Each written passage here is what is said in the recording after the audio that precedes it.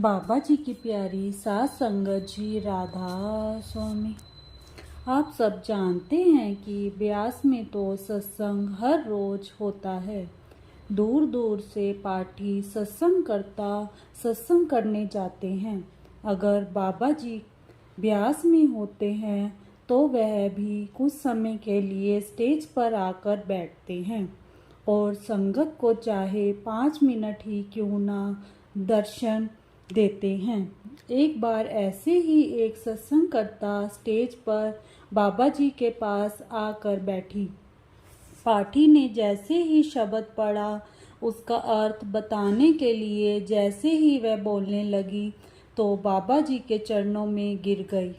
बाबा जी ने इशारा किया और सेवादार उसको उठाकर अस्पताल ले गए। तभी दूसरे सत्संगकर्ता ने वहां बैठकर सत्संग किया।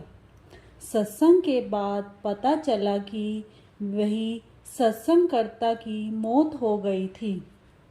वह सत्संगकर्ता कितनी भाग्यशाली थी कि वह अपने अंतिम समय में बाबा जी के चरणों में गिरी। और सत्संग पंडाल में शब्द तो चलते ही रहते हैं। सत्संगकर्ता स्टेज पर चढ़ने से कुछ समय पहले अपनी रिहर्सल करते हैं कि आप यह बोलेंगे तो इसके बाद मुझे यह बोलना है। सब प्रैक्टिस करते हैं। इस साखी का मकसद यह है कि हमें समय का नहीं पता कि किस समय हमारी मौत आ जाए और हमारे को लेने सतगुरु आ जाए। उससे पहले जो जरूरी काम है बाबा जी ने हमें दिया है उसे अवश्य पूरा कर लें। हमें नहीं पता कि एक सांस अंदर जाएगी, दूसरी सांस बाहर आएगी भी या नहीं। अपने कीमती समय को गुरु के चरणों में, सिमरन में, सेवा में लगा लें। यही हमारे साथ जाना है, बाकी सब यहीं रह जाना है। महाराज जी कहते हैं, जो जीव भजन सिमरन करते हैं वह अपने आप पर दया करते हैं और जो जीव भजन सिमरन नहीं करते हैं वह अपनी गर्दन पर खुद छुरी चलाते हैं। एक आदमी पानी में छटपटा रहा था और बचाने के लिए हाथ पैर मार रहा था। ऐसे में डूबते हुए आदमी के पास कोई मल्हार किश्ती लेकर आया और उसकी ओर झुकते हुए उसने पुकारा, मेरा हाथ पकड़ लो। पानी में झटपटाते हुए वह आदमी कहने लगा, मैं बड़ी मुसीबत में हूँ। तुम सोच भी नहीं सकते कि मुझे कितनी तकलीफ हो रही है। मल्हार ने फिर कहा कि पकड़ो मेरा हाथ। यह आदमी हाथ पैर मारते हुए रोने लगा। मैं सूखी जमीन पर पहुंचने के लिए तड़प रहा हूँ। थोड़ा और नजदीक आकर मल्हार ने झुकते हुए फिर कहा, तुम मेरा हाथ तो पकड़ो और इसे थामे रखो, मैं खींचकर तुम्हें किश्ती में बिठा लूँगा।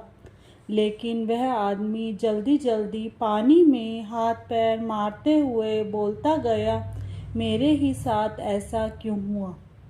मेरे साथ बड़ी नाइंसाफ़ी हुई है कि मैं पानी में गिर पड़ा। अगर मैं या आप कश्ती में बैठे होते और उसे डूबते हुए आदमी की मदद के लिए हाथ बढ़ाते तो क्या उस वक्त हम गुस्से से झलाकर चलते नहीं? अरे भाई मानस, मेरा हाथ थामो, असलियत को देखो। हमारे लिए इन शब्दों का क्या मतलब है? आज के दौर में इनका मतलब है, अपने आप को धोखे में ना रखो। इस बात को समझो कि तुम कौन हो, तुम्हारे हालात क्या हैं। जागो और अपनी असलियत को पहचानो। रूहानियत में इन शब्दों का मतलब केवल यही नहीं बल्कि इससे कहीं और ज़्यादा है। इसका मतलब यह है कि असल में सत्य क्या है, उसे पहचानना, उसकी गहराई, उसके सार को समझना। इसका मतलब है हमें वह सब करना चाहिए जो उसे सत्य का अनुभव करने के लिए ज़रूरी है। इसका अर्थ है उसे सत्य के साथ जीना, यानी सत्य को अपनी जिंदगी का हिस्सा बनाना, सत्य का ही रूप बन जाना। असल में इसका अर्थ है परमात्मा की पहचान करना। हमारी हालत कहानी में बताए गए उस डूबते हुए आदमी जैसी ही है। जब सतगुरु हमें भजन सिमरन के लिए कहते हैं तो वह यह कहते हैं कि लो पकड़ो मेरा हाथ, इसे थामे रखो। दूसरे शब्दों में यूं कहा जा सकता है, जागो, खुद को शब्द के साथ जोड़ो ताकि तुम जीवन पर भव सागर में डूब ना जाओ। जैसा कि बाबा जी बार बार कहते हैं, शब्द गुरु सूरत धुन चेला। शब्द परमात्मा का वह हाथ है जो उसने हमारी ओर बढ़ाया है। झटपटाना और हाथ पैर मारने की बजाय हमें केवल उसे हाथ को पकड़ना है, उसे थामे रखना है। इस तरह हम चेतना के ऊंचे स्तर पर पहुंच जाएंगे। हमारी खुशकिस्मती है कि बाबा जी ने अपना हाथ नहीं खींचा या फिर झुलाकर यह नहीं कहा कि अरे भाई असलियत को पहचानो। इसके बजाय वह हमें समझाते हैं। वह पूछते हैं, तुम क्या चाहते हो, तुम्हारा मकसद क्या है। वह कहते हैं, तुम्हारा हर कदम या तो तुम्हें अपनी मंजिल की ओर ले जाता है और या फिर मंजिल से दूर करता है। क्या हम सतगुरु के दिखाए हुए रास्ते पर चल रहे हैं? वह हमें समझाते हुए पूछते हैं, अगर तुम्हारी मंजिल उत्तर में है और तुम पूरा दिन दक्षिण की तरफ चलते जाओ तो तुम कैसे उम्मीद कर सकते हो कि अपनी मंजिल पर पहुंच जाओगे। वह कहते हैं कि हम ऐसे मरीज हैं जो बीमार होने पर डॉक्टर के पास जाते हैं। डॉक्टर बीमारी की पहचान करके दवाई बताता है, लेकिन हम दवाई नहीं लेते, इसलिए बीमार ही रहते हैं। हम ऐसे लोग हैं जिन्हें भूख तो लग रही है, लेकिन हम खाना बनाने की किताब ही पढ़ते रहते हैं। खाना बनाकर उसे खाने का झंझट नहीं करना चाहते। फिर हमारी भूख कैसे मिट सकती है?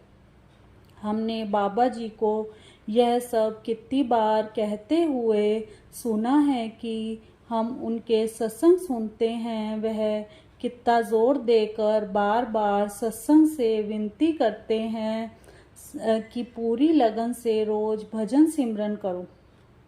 यानी हम सतगुरु का बढ़ाया हुआ हाथ पकड़ें। जब सतगुरु हमें बार बार विनती करते हैं तो क्या उस समय हम शर्मिंदगी महसूस नहीं होती? हमारे प्यारे बाबा जी रहमत की मूरत हैं, लेकिन हम इतने ज़्यादा लापरवाह हो गए हैं कि उन्हें सत्संग में भी हमें डांटना पड़ता है। हम कितने बेवकूफ़, मूर्ख, बचकाने और स्वार्थी हो गए हैं। हम कैसे शिष्य हैं? हालांकि संत मत शर्मिंदा होने का और अपने आप को दोषी ठहराने का मार्ग नहीं है, यह करनी का मार्ग है। यह प्रेम के बाहरी दिखावे का मार्ग नहीं है। यह रूहानियत के बारे में सिद्धांत और धारणाएं बनाने का मार्ग है। यह करनी का मार्ग है। जैसे कि बाबा जी अक्सर कहते हैं कि बातों से बातें मिलेंगी, करनी से करनी मिलेगी। चुनना हमें है। एक बार एक सेवादार ब्यास से सेवा करके वापस घर आकर खड़ा ही हुआ था कि उनके घर पुलिस आ गई। उन्होंने पूछा, भाई साहब क्या बात है? तो वह बोले, हमने राम को गिरफ्तार करना है।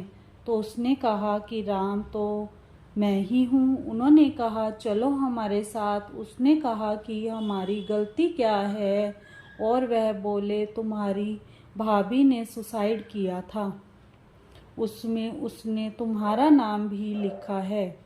तो वह बोला ऐसे कैसे हो सकता है, मेरा भाई और भाभी तो गांव में रहते हैं और हम लोग शहर में रहते हैं। हमारा उनके साथ ऐसा कोई झगड़ा भी नहीं था। उसने तो बीमारी से परेशान होकर सुसाइड किया था। हम उसके बच्चों को अपने साथ ही लेकर आए हैं और अपने बच्चों की तरह ही पाल रहे हैं। उसकी पत्नी ने भी पुलिस वालों को हाथ पैर जोड़े, वह नहीं माने और सेवादार को लेकर चले गए। 1-2 दिन के बाद जब सत्संग घर में पता चला तो सेक्रेटरी साहब ने कहा कि यह सेवादार कभी ऐसा नहीं कर सकता। हमें अपने सेवादारों का पता है कि वह कैसे हैं, क्योंकि हमारा उनके साथ रोज उठना बैठना है। जब उसकी भाभी गुजरी थी तब भी वह जम्मू सेवा पर गया हुआ था। उन्होंने कंप्यूटर से उनके टिकट बुक की पूरी डिटेल निकलवा कर दी और सत्संग घर में ही एक बड़ा वकील सेवा करता था, तो सब ने उसको सेवादार का केस लड़ने के लिए कहा तो वह मान गया।